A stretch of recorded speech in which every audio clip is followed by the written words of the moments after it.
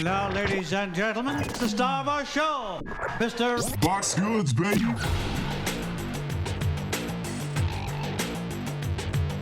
We run in the podcast game.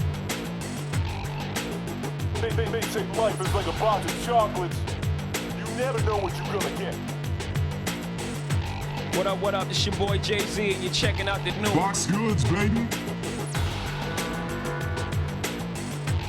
Now, for the first time in digital 7.1 Dolby surround sound. Box Goods, baby.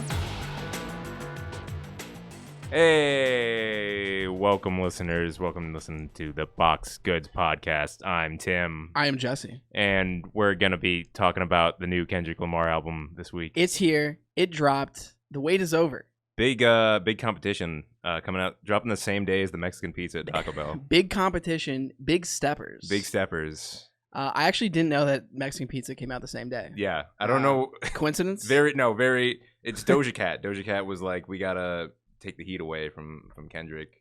We got to make sure. Literal heat dropping in the Yeah. kitchens of Taco Bell, supposedly. But no, we're not here to talk about Taco Bell Yet. yet. I actually have another Mexican pizza, so let's not talk about that. Let's talk about Kendrick. Okay. Yeah.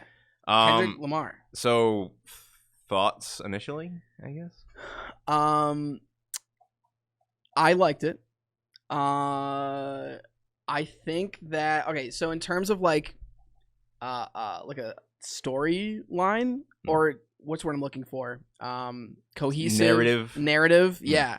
I feel like it's more in line with To Pimp a Butterfly in that regard. I feel like he had a clear.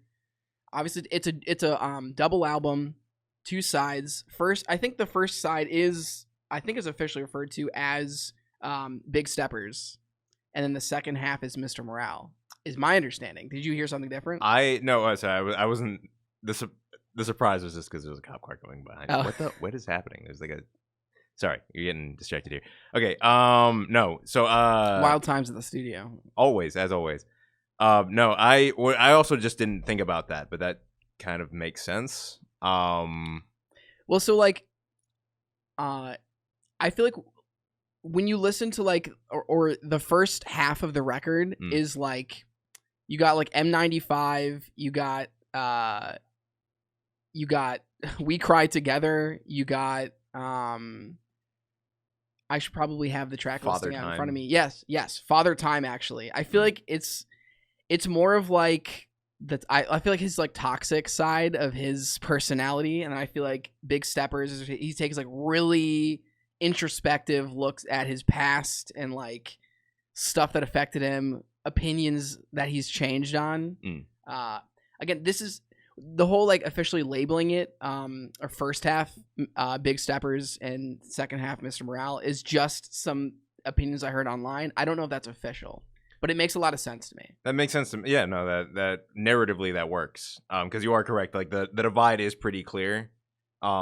Where like the beginning is his flaws, and then the ending is him like coming to grips with, Yeah, I feel like honestly, I have a lot of opinions on this record. I feel like I don't even know where to start. That's true. Let's start. Let's standout tracks to you. I feel like that's a good place to start. Like, how many tracks in your opinion can you just throw on out of context of the record and it's just more of a bop? So that's the odd thing is I feel like of all the Kendrick albums, this has the least, except for maybe the exception of Section 80. Obviously, we're a week out basically from the release, so this is I've heard it all the way through a couple times, and then kind of on shuffle after that. So like, I'm sure my opinions are gonna evolve on this, but this is almost like a first impression review type thing. So, and I will say the more I've listened to the album, the more it's like grown on me. I definitely didn't dislike it the first time I listened to it, but like the more I listen to it, I'm like you pick up on more stuff, you get kind of into the groove of the album, and I feel like my opinion is improving every listen. Well, I find that like a lot of albums that I really come to appreciate, I wasn't sure how to feel about the first time I hear them, and I feel because he's taking some risks on it. Like he's a big enough name where he can just go and he can make, I don't know, like a banger, and people are gonna like it. But instead of kind of taking the safe route, he's like, all right, let me experiment with my instrumentals. Let me just get some spicy lyrical content. you know, which I appreciate. And it makes it so like you really gotta like listen to a few times to kind of understand like some of the topics he's going into, or maybe some meanings of what he's trying to say and whatnot. And also just finding my favorite thing in any Kendrick album is finding, like you said, the narrative kind of through line. Yeah. Which on, you know, things like Good Kid, Mad City and To Pimp a Butterfly was pretty easy. Damn was a little more scattered. I still think there was one sort of like each track kind of like they touched on a lot of the same subjects, but there wasn't like a, you know, like, oh, this album is about this.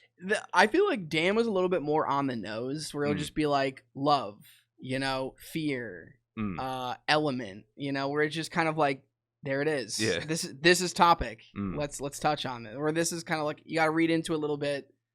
Like it to me, it is an album where like you really like listen to what he's saying, because a lot of times, he's talking about stuff in his past or like stuff he's going through. I think it's literally how he starts the album. He's like, I've been going through something. The last 5 years. Yeah, 5. I don't remember how many days it is. Oh yeah, he says the actual number of days. Yeah, I've been going through something. I mean, actually, do you want to just take it like? Yeah, you know what? Let's do that. Yeah, let's look at the track listing here. Even if we don't talk about literally every single track, we can at least see how this plays out. United in Grief.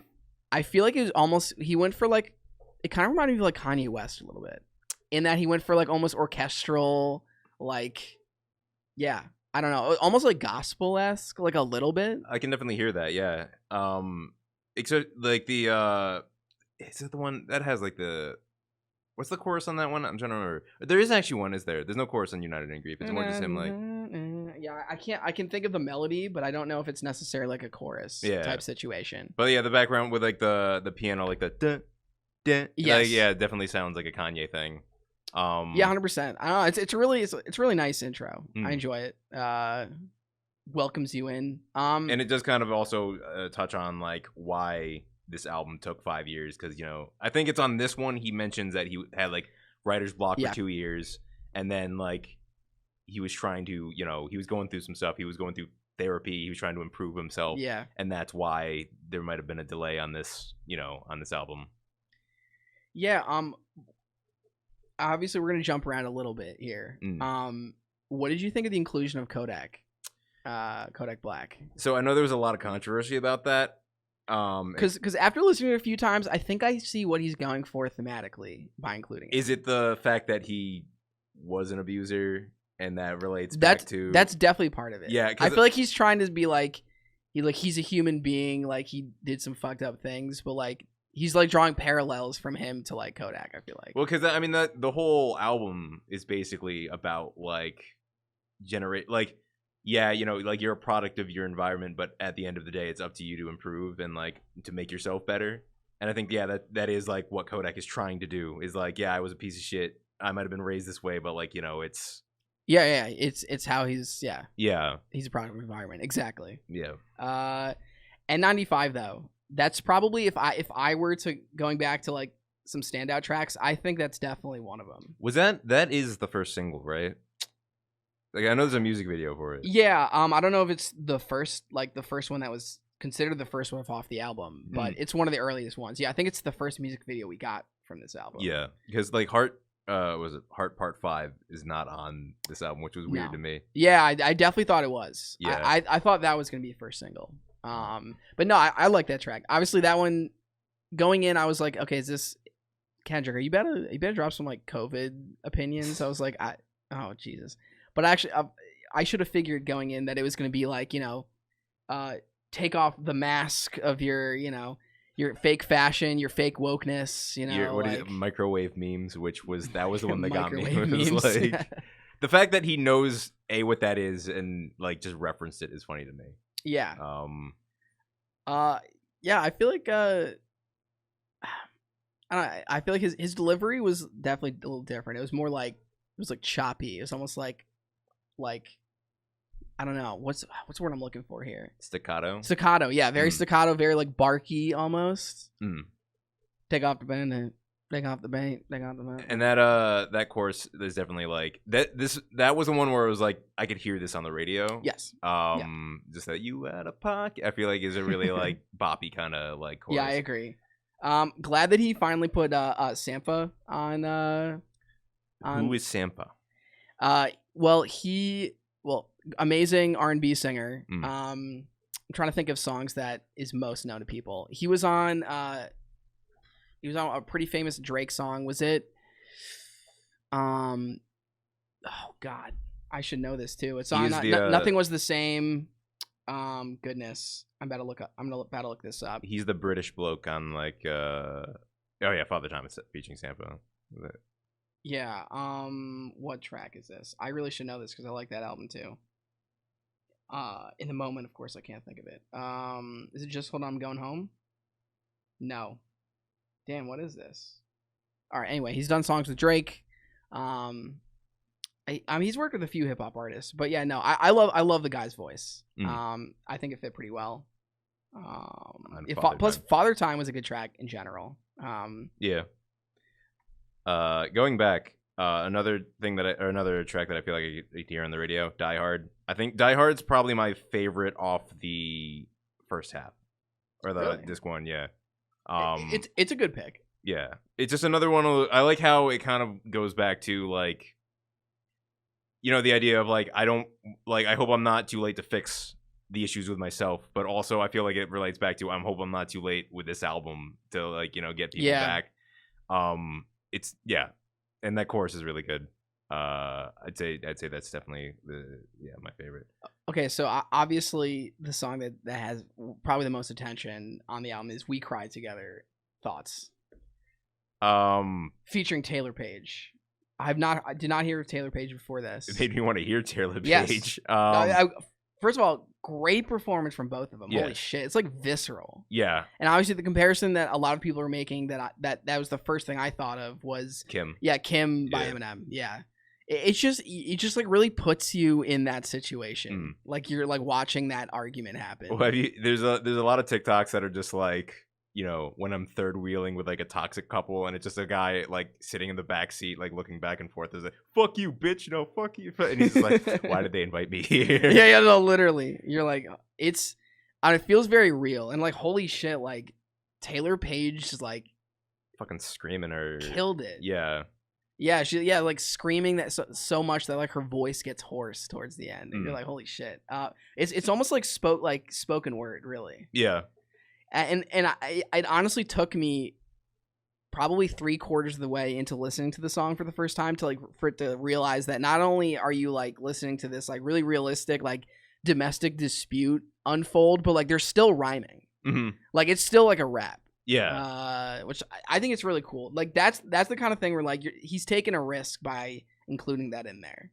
Yeah, no, definitely. I mean, like it's a statement. Well, yeah, exactly. And I do like how it kind of like it follows Father Time, and like I feel like it speaks to what you were saying about how like this is his toxic half, where it's like exactly. He was afraid to show emotion through like like in Father Time he talks about how like he can't. It's hard for him to show emotion because his dad never did, and then it kind of put me in the head of like, oh, is this like something similar like his parents would do? Yeah. Which, like I mean. Okay, I don't know how much we're trying to just follow the track listing here. I feel like there's a parallel to songs later on, like Mother I Sober in the second half. Talks about like cycles of abuse and stuff, and like he's got to be the one to break it or whatever. But at the same time, We Cry Together shows that like he's kind of a product of that, of like environment at home. No, I will say though, in general, there's like a lot of like really like deeper topiks that he tries to jump into. That's why I feel like the most obvious comparison or like similar album is To Pimp a Butterfly. Yeah, I'd say it's definitely To Pimp a Butterfly mostly. I do see a lot of Good Kid, Mad City in this as well. No, absolutely. But no, you are right in that it's like because it's not like it's also not a straight narrative like Good Kid, Mad City. It's more like it's not. It's less storytelling, but it's more like really diving deep into some like introspective stuff about his life. I'd say To Pimp a Butterfly was more like same with Good Kid, Mad City. It's more. I feel like that was more of like an out or what's the opposite of introspection? What, like a commentary? Oh, I feel like that was more like a commentary on like society. Society. I guess being black in America. But like this one is more like okay. all that has affected me, but it's still like at the end of the day, it's like his individual experiences that made him like this. I think he has a line in like Father Time where he's just like, everything my father wanted me to be is like the opposite of what I am, or something along those lines. Or everything he didn't want me to be is exactly what I am. But at the same time, he's kind of glad that his dad told him the things he did, because it kind of shaped him also. Yeah, well, and like at the end of the day, he was there. Like he even says, like, anyone who figured out without a father, like I'm happy for you that you were able to do that. What did you think of Purple Hearts had Summer Walker and Ghostface Killah? I thought Ghostface had a pretty good verse. I like the Ghostface. It's weird. Isn't it weird that this is like the first like Wu-Tang Kendrick crossover on like a track? Am I wrong? That I can think of, yeah. I feel like that's like, not that it's weird that it happened. It's weird that it hasn't happened sooner. I feel like that makes way too much sense. Well, especially because people they're putting Kendrick on such a high pedestal when it comes to his place in hip hop. It's actually surprising he has to work with more Wu-Tang members. Yeah, that's a good point actually. I do feel like another thematic element in this album is just like his like savior complex, his like God complex almost. I mean, I feel like even in the image, some of the imagery of this, he's got that picture of him where he's almost taking like a Jesus like pose. I think he literally has the throne. Oh, he's got the crown on his thorns on his head. Oh, that's right. Yeah, exactly. Exactly. So that's like a whole element as well. I feel like it's kind of hard not to. I mean, if people are for him, people are constantly saying he's the best rapper alive right now, like greatest. I feel like it's kind of hard not to like. Yeah. Well, in relation to that, my favorite track off the second, I don't know how much I guess we're just kind of jumping around right now. Yeah. My favorite track off of the second half is Savior, the one with Baby Keem and Sam Duke. First off, Baby Keem goes so well with Kendrick. Yes. They complement each other extremely, extremely well. So yeah, that's really solid. I think that's up there for me, but I think Silent Hill is also up there for me. It's got the hardest beat ever. It's made out of gunshots. Gunshots like who? It's also weird. Like both Baby Keem and Kodak, while they have features on songs, they also have interludes that are just them. Yeah, which is interesting. I don't like. I guess it's not like Wayne did that back on like Carter 4. But it's so weird. I don't know. Like, it's always weird when that happens, when like a different artist. Yeah, there's like no Kendrick on the track. There's no like the main artist on the album isn't on the track. It's weird. I guess it worked though. I liked Kodak's interlude a little more than Baby Keem's. I don't really like Baby Keem over the kind of like orchestral. It doesn't really fit his vibe, I feel like. Yeah, he's a little more like kind of, I don't want to say boom bappy, but like more like rowdy kind of like. No, I see what you're saying. Yeah, boom bap's pretty good comparison or category for him. I feel like I'm not a huge like consumer of Kodak Black's music. I haven't listened to his stuff too much, but like I really liked his verse on Silent Hill. Yeah, I thought it was good. That's another one I think like radio play. I think could be on. Yeah. Again, last time I was trying to listen to our local hip hop station, and I didn't hear any Kendrick songs being played in the about like 45 minutes I was listening, and I was kind of surprised by that. The weird one that I was hearing a lot in the weeks leading up to this, and even I think before he dropped the album, Love from Damn got played on 93.7 a couple of times when I was listening. That song got heavy. Did it? Okay. Oh, absolutely. I mean, that makes sense. That like, if we're talking like radio play for Kendrick songs, that would be the one I'd be like, oh, of course that's gonna hit. That and Humble. Yeah, well, because I was thinking back to, I think it was you who told me that story of like you were listening to the radio one time and they were playing Humble. His big man, baby. Yeah. He was playing Humble and just like repeating the. Yeah. He kept chopping up that one section where he's like, I got syrup sandwiches and crab 11 or whatever the line is. She kept saying syrup sandwiches and syrup sandwiches. Yeah. Silly local DJs. Speaking of which, I know I told you this. Yeah, the only Kendrick song I heard on the radio from this kind of new wave is they played Heart Part 5, Yeah, that's interesting. Yeah, it was. I mean, so it was still Big Man. He would like put his tag in. It's every DJ now Big and Man. By the DJ way. Big Man. That's his producer tag that we keep yelling into the mic here. Yeah, I haven't been. Oh God, I feel like that might. No. I'm mostly saying that for people who have no fucking idea what we're talking about. Yeah. Right now. Okay. Fair. Sure.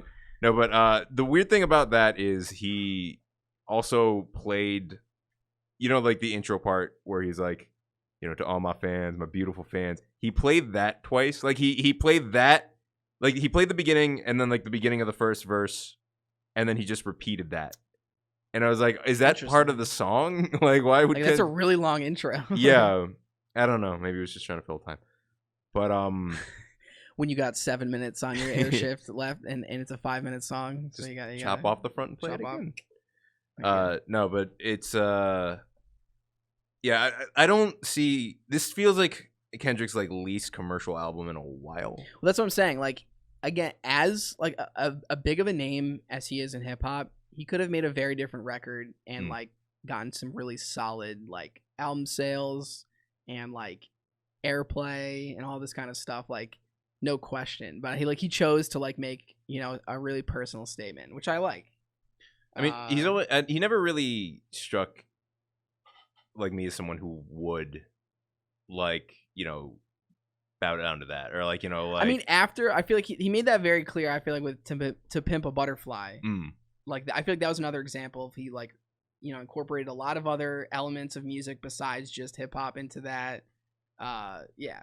So like I don't think I was ever expecting. I mean, the closest thing we got to that was Damn, but I wouldn't even say that wasn't a like a cop out or like an easy pass or whatever. Like that it's a Kendrick album, but and yeah, that's pretty much what I expect. Okay, another song I feel like we definitely got to touch on is Auntie Diaries.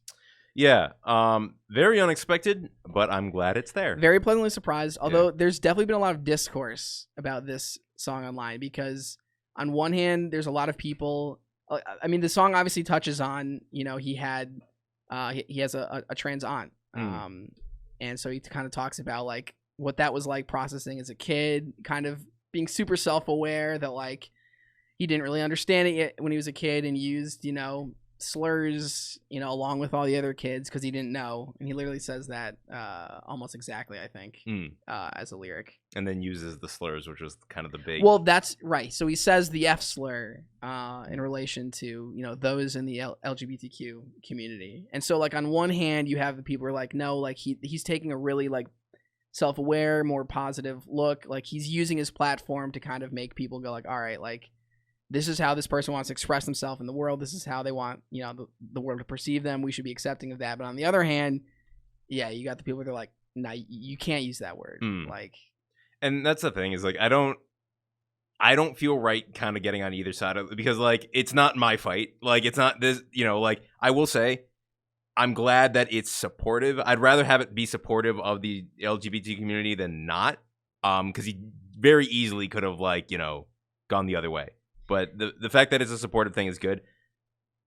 I don't know why also, the other thing is, doesn't he like weirdly kind of misgender them like throughout the songs? Well, and, like, I feel like that. Well, that's the thing. Like So I mean, like by the way, like anybody who's a member of that community watching this, drop your opinions down below because I'd like to get I want to hear more opinions on this. But yeah, like it seems like. Obviously, he's coming from like a straight cis man's perspective on this. Where like I feel like it's like this is how, this is what discussion was like for kids. Like you don't really understand how it is or what that looks like if you don't know somebody who's going, who doesn't have that kind of experience. Like it's kind of like a realistic kind of portrayal of like what that's like. I suppose like when you're a kid and you don't understand basically. So like it's not super like correct, but at the same time it's kind of like that's what kids are gonna do when they don't get it, Yeah. I don't know. What did you think of him bringing it back to the incident with the white girl on the stage during the concert performance? It's like a really good analogy though. I completely forgot about that into that song, and then I was like, oh yeah. I hadn't seen that clip in years, but I feel it's like a really good analogy to like again, it's like self-awareness of him using that slur in the song. Like, okay, like we can all say that, but only when, you know, like a white girl can get on stage and say the N-word, you know, like when Kendrick's rapping. That's got to be so, like, I don't know. Obviously, I don't know that woman. And I never will, because I'm sure she's hiding from the internet forever because of that. It's really unfortunate that, like, that's going to be her legacy. Is like, it's solidified in the song now. Dude, just think about being her and just trying to sleep at night, and then like that thought enters your head of like, oh my fucking god, do you remember? Like, we all have those intrusive thoughts of like, here's an awkward thing we did like, you know, 5 years ago that we can't stop thinking about. Imagine that being you. The thing that made that worse for me is like watching that, like, so cringe, is just the way that she responded to Kendrick when he cuts off the track. She's like, what, am I not cool enough for you? Like, I'm like, oh, well, no, what makes it worse, what, I can't hang or whatever, and I'm like, oh my god. What makes it worse for me is as soon as he's like, well, you can't say that one word though, you can see it in her face, she like, because she didn't think about it like at all, and then when he's like, well, you can't say that one word, she's like, oh I'm sorry. Like, she just like didn't think about it at all, and like that's what's more tragic to me, is that it wasn't like a what's the word, like it wasn't on purpose. You know, like, I don't know, whatever. Well, it almost just, it was like a slip or whatever. She's singing the song, she's on stage. I don't know. I mean, to me that seems pretty intuitive. I don't know. I feel like I would be like, not that like if I'm singing, of course that was the kind of hypocritical thing, is you could hear people in the audience, and it seemed mostly white. They were all kind of singing along with it too. Are usually, but once he calls that out, then they're all like booing her and going, fuck you. Like, I'm like, dude, but you guys are doing the same thing. Like, that's something I'm always conscious of. So like, I feel like especially if I'm on stage, I'm like, there's no way in hell that's coming out of my mouth. Well, the other thing is, I haven't seen from any other concerts, but apparently he did that with the exact same song at other concerts, and people just got it. They understood, like, okay, well, if they're white and they come up on stage, I'm just not going to say that word, and they would either censor themselves, just not say it, they'd use another word. It's so easy to replace like something else in there. But I guess it just didn't occur to her. She also seemed like under the influence of something. Well, I'm sure. Which, no judgment, but like, I don't know, like, still, dude, it's like so easy to not do it. Yeah, it's so easy. But yeah, no. Going back to Auntie Diaries. I don't know. I feel like it's, again, from my perspective, and you know, feel free, if anybody watching this, if you have a different opinion, you know, chime in. Absolutely. I feel like it's a net positive. You, like in hip hop, especially as a genre, you don't really get as much like upfront support, especially from male rappers. I feel like, it was a very interesting surprise, I would say. It is moving in a more positive direction.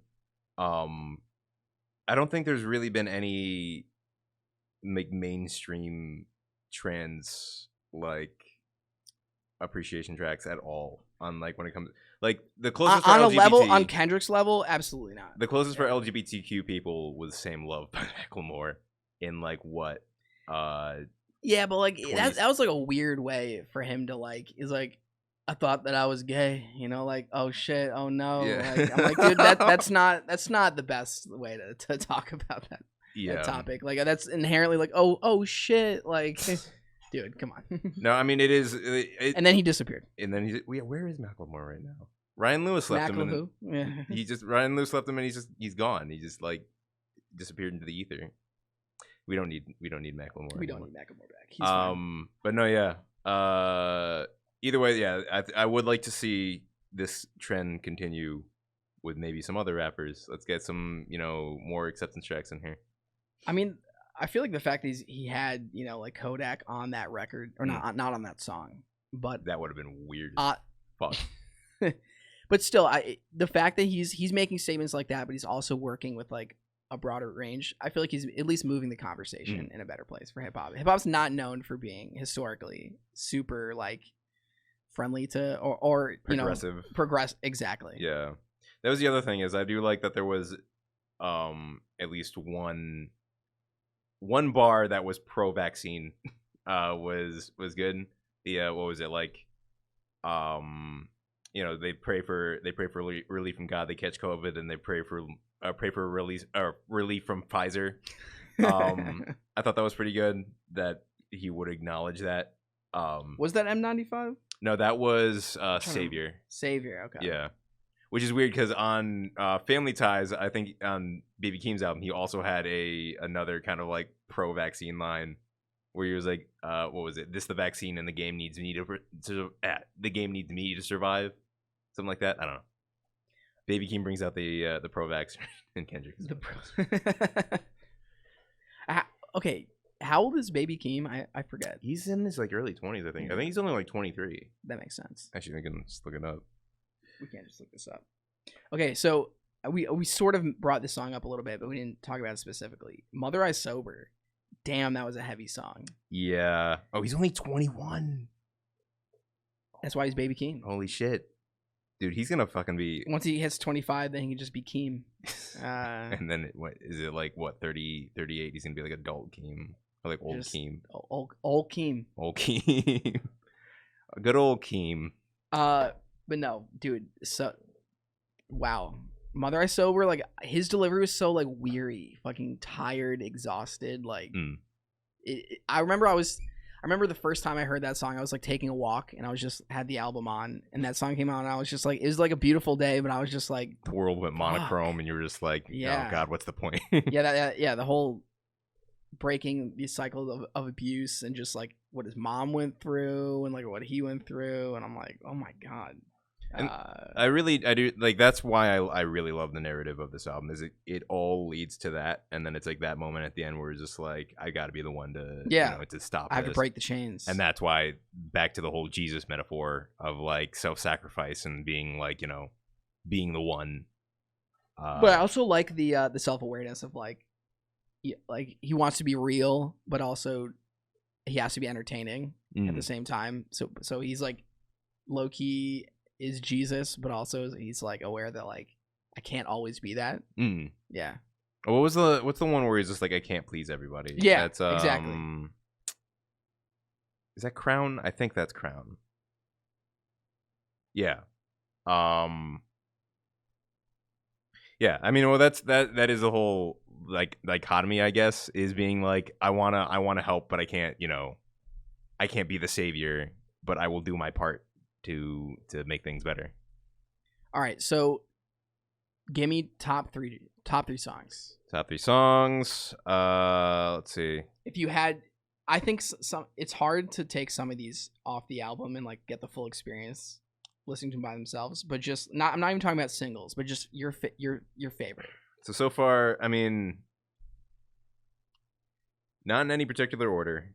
I'd probably say Die Hard. Savior. Ah, man, what a third one be? I mean, this is hard for me as well. Yeah. I'm gonna go. All right, no, you finish yours. You said 2, right? Yeah, Die Hard, Savior, and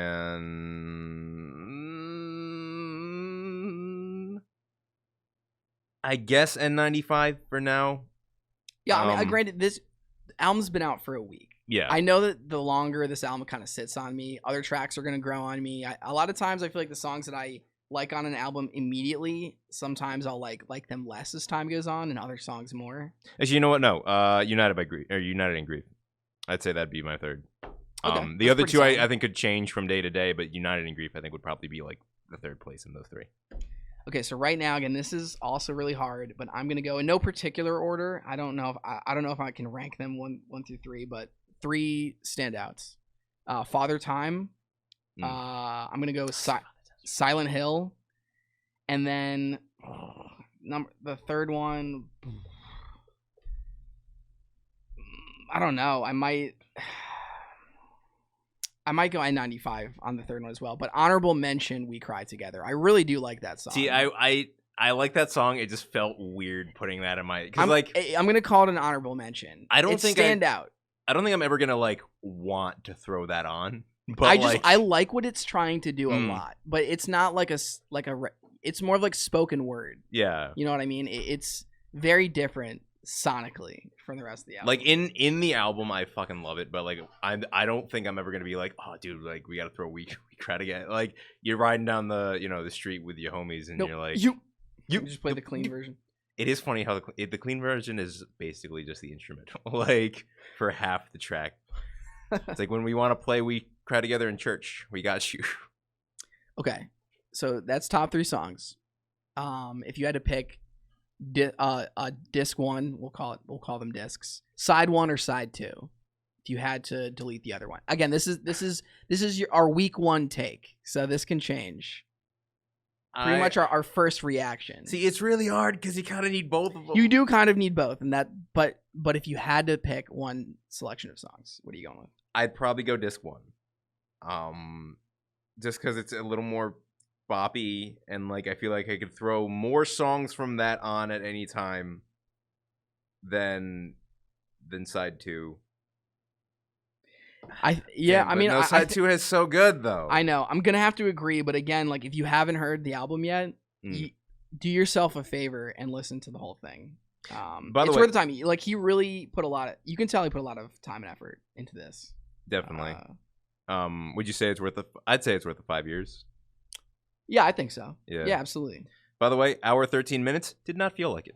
Did not feel like that an was hour an hour and 13 minutes. Yeah, since we started recording. Oh, sorry, no, I meant the album. Oh, I was like, no fucking way. No, how long have we been